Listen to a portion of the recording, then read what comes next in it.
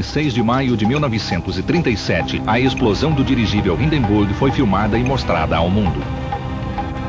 Você pode conhecer a história, mas conhece a tecnologia por trás dela? Uma aterrissagem rotineira do dirigível na base aérea naval de Lakehurst, em Nova Jersey, transformou-se em um cemitério da tecnologia de ponta da aviação. O Hindenburg, maior objeto voador já feito pelo homem, explodiu repentinamente. O desastre tornou-se uma das imagens mais conhecidas do século XX. O fogo se espalhou pelos 200 mil metros cúbicos de hidrogênio do compartimento de gás. O novo motor Daimler-Benz que impulsionou o Hindenburg pelo oceano caiu junto com o luxuoso compartimento de passageiros e a cabine de navegação. Em menos de 1 minuto, o que havia de mais avançado na tecnologia de aviação transcontinental transformou-se em escombros e chamas. A missão dos sobreviventes era descobrir o porquê.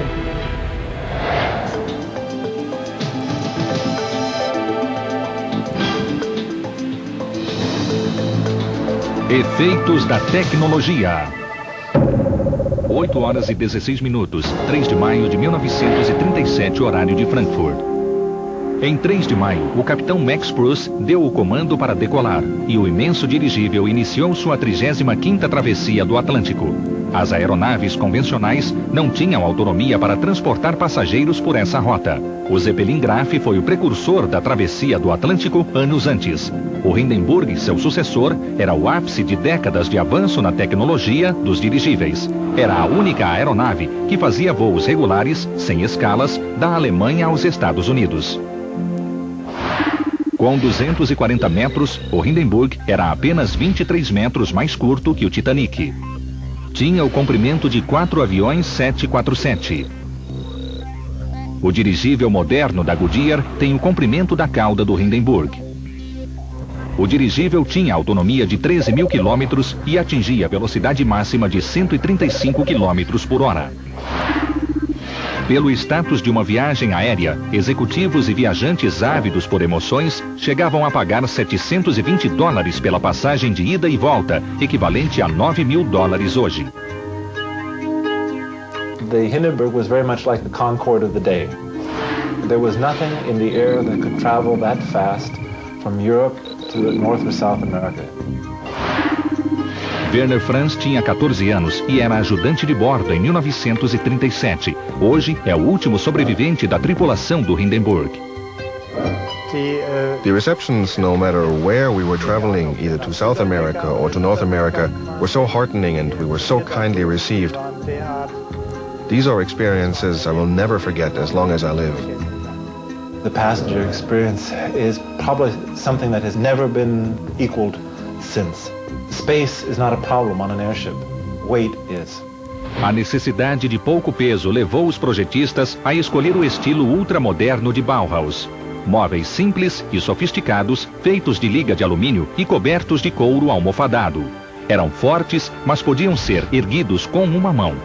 Um pequeno piano alemão Bluter foi feito em alumínio e pesava 130 quilos, quase a metade do peso normal. You had warm meals served on fancy china with real silverware, cloth napkins, you had waiters, they polished your shoes when you left it out in the evening, you had hot and cold running water, you had a shower, you had a bar, a smoking room, a piano. The most bothersome noise the passengers had to put up with was the snoring of the man in the next cabin on the Hindenburg, because in the German desire to save weight, the cabin walls, which were fabric, but they were almost paper thin. I'm sure if anybody has the opportunity to travel on an airship, they'll never want to travel by any other means. Para os passageiros, o Hindenburg era o maior e mais avançado dirigível de todos os tempos. O compartimento dos passageiros, da tripulação e a sala de controle mal ocupavam 2% da enorme aeronave. O peso frontal compensava o peso dos motores e dos estabilizadores verticais na popa do dirigível. Na base da aeronave havia 32 tanques de combustível, cada um com capacidade de 2.500 litros. No total, a aeronave carregava 65 toneladas de óleo diesel. 11 tanques de lastro continham 2,5 toneladas de água cada um. Para erguer o dirigível havia 16 compartimentos de gás, sendo que o maior deles tinha capacidade para 22 mil metros cúbicos. 15 aros de duralumínio delineavam o diâmetro da aeronave. Eles eram conectados por vigas e sustentados diagonalmente por arames de aço. A Zeppelin Company pensava em usar gás hélio nos compartimentos, mas a única fonte desse gás não inflamável ficava no Texas e os Estados Unidos restringiam o uso do hélio apenas aos dirigíveis americanos. Before the Hindenburg accident, the Zeppelin Company had a perfect record of safety, of well-built airships. They had never lost a passenger because of an accident. Os compartimentos de gás dos dirigíveis mais velhos usavam um material derivado do intestino do boi, a película de seco. O Hindenburg usava um novo material feito de látex, que ao ser friccionado contra um tecido de algodão, ficava à prova de gás, mais forte e mais leve que o material anterior. O Hindenburg foi feito artesanalmente. Os trabalhadores fixaram 6 milhões de rebites em 21 quilômetros de vigas de liga de alumínio. Um algodão especialmente tecido para que ficasse fino como papel foi costurado à fuselagem para formar o revestimento do Hindenburg e, em seguida, escovado com uma mistura de produtos químicos conhecida como doping. O dope contém celulose, butilacetato e pó de alumínio que servem para dar uma cor prateada ao revestimento.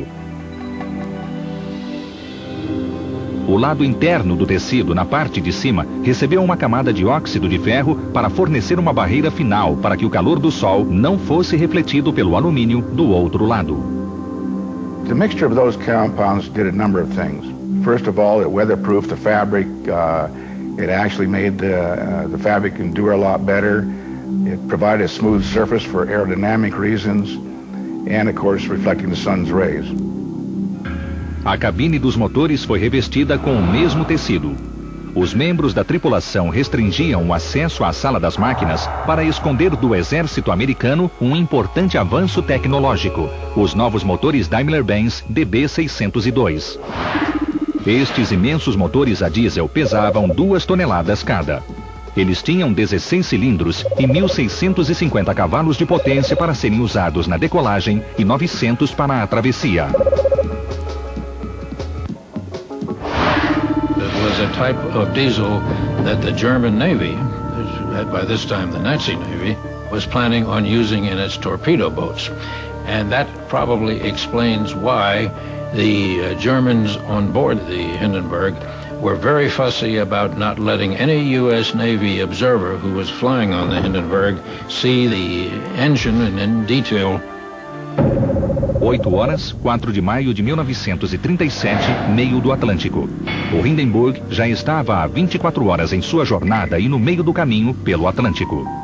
Na travessia, os motores consumiam de 5 a 6 mil litros de combustível por hora, deixando o dirigível mais leve. Os oficiais na sala de controle liberavam a saída de hidrogênio para manter a altitude apropriada.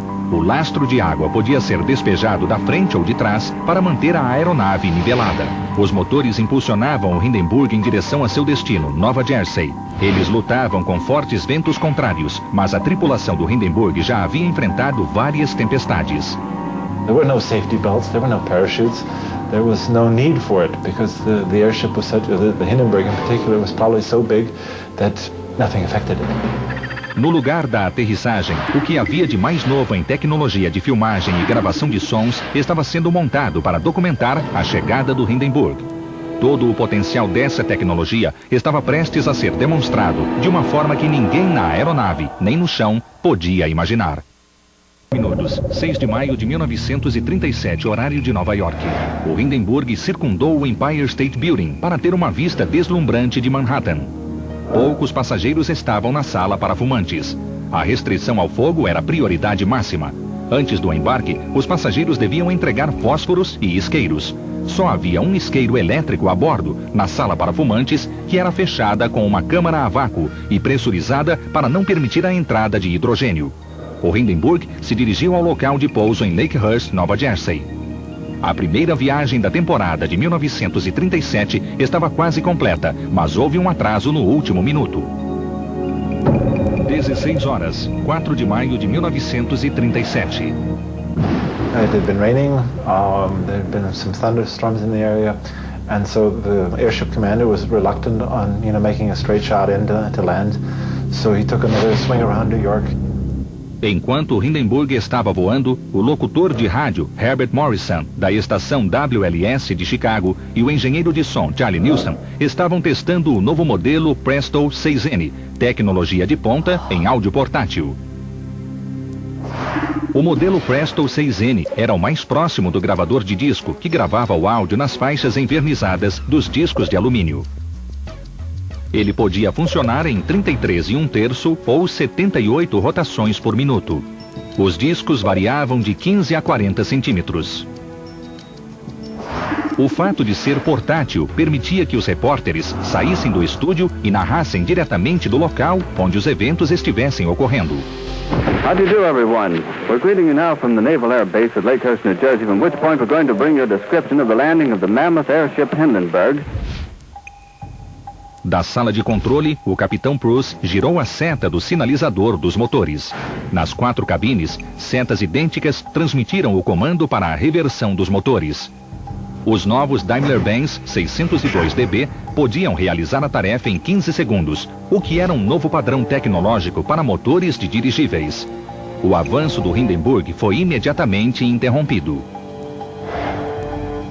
So it was stopped dead, 200 feet at this time above the mast. And pictures that were taken of it show the thing sitting there, lines that have been dropped to the ground, the lines that were getting wet and conductive of electricity. And they prepared to bring the ship down. There was also a cable from the nose that went into a winch at the top of the mast and pull it down into the mooring mast. And then all of a sudden, a flash appears on the top of the bag.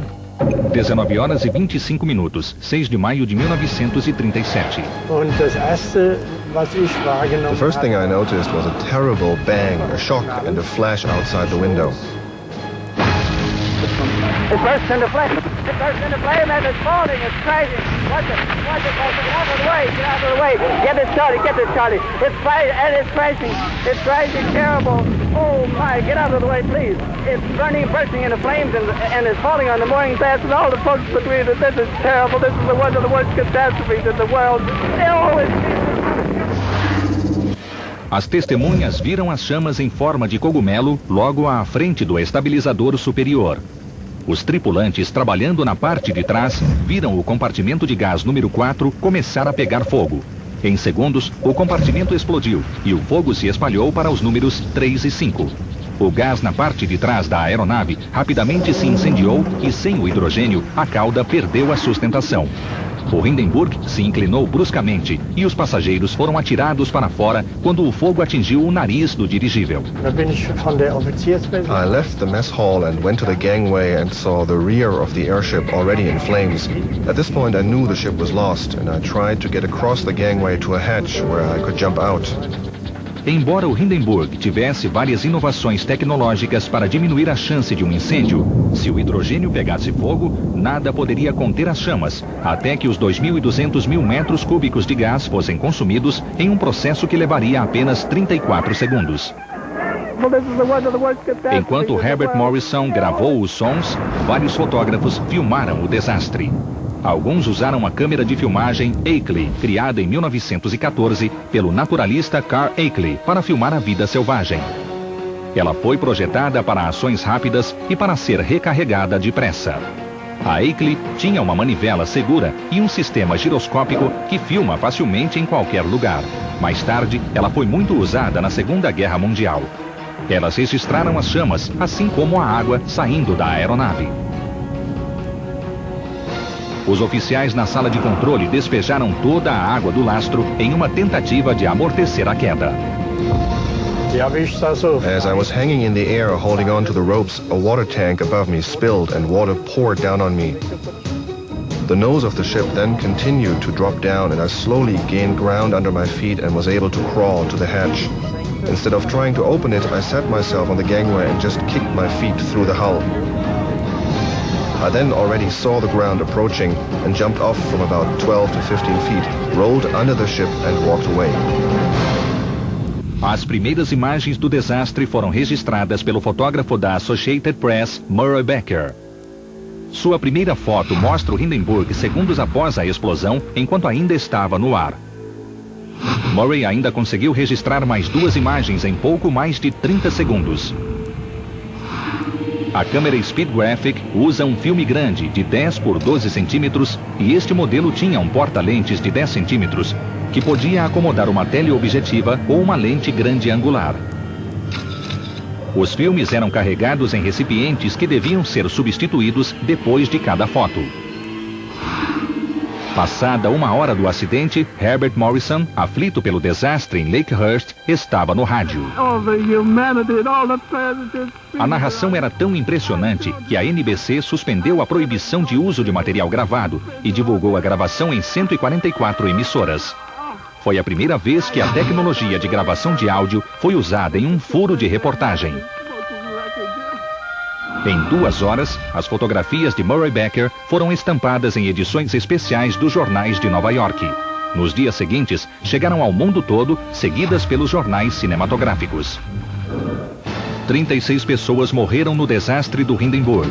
Nenhum outro dirigível foi utilizado em viagens comerciais depois de 6 de maio de 1937. A tecnologia registrou o acidente e o transmitiu ao mundo.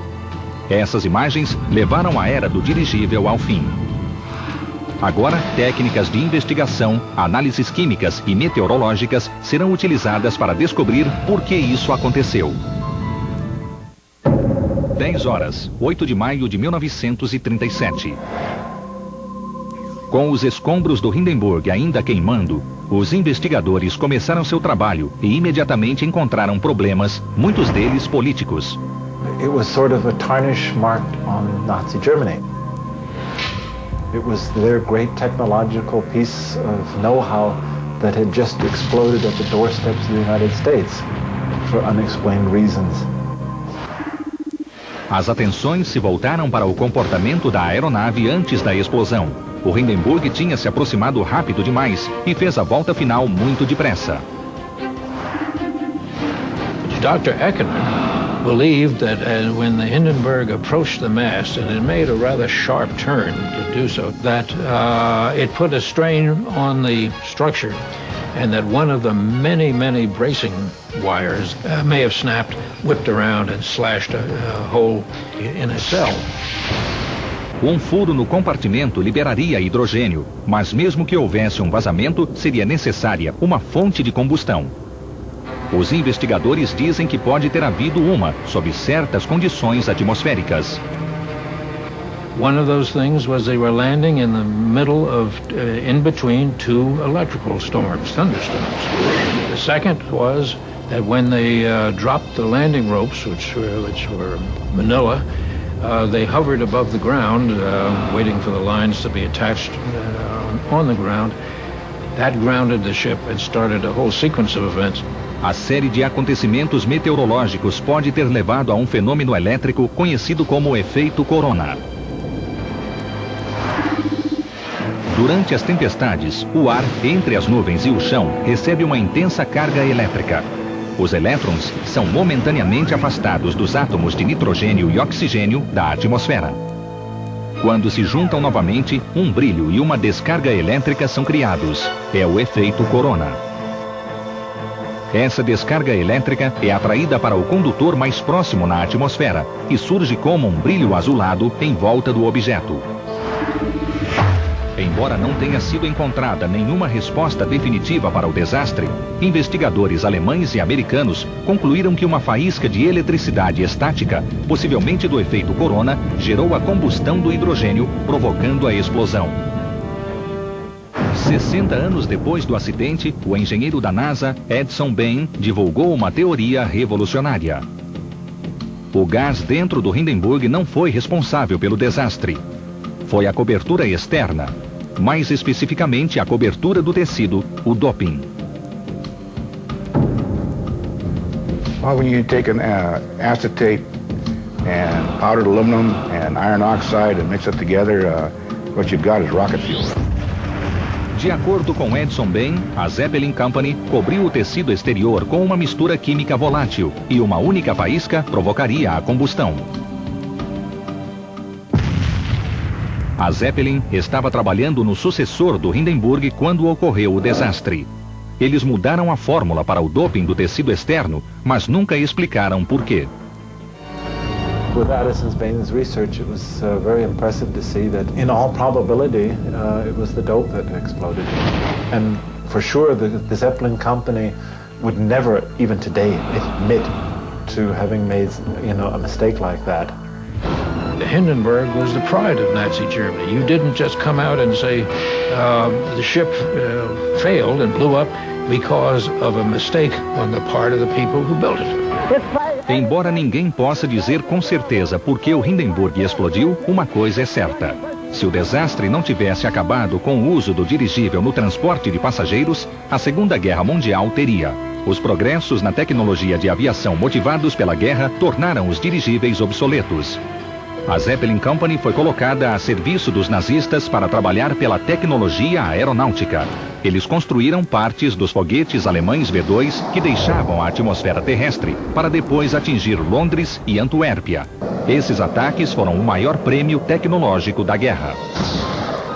Dr. Eckner always put it one way. He made a statement once, the Zeppelin will only return to Earth, to mankind, when peace is settled in, because the airship is an instrument of peace. And maybe that's what we need.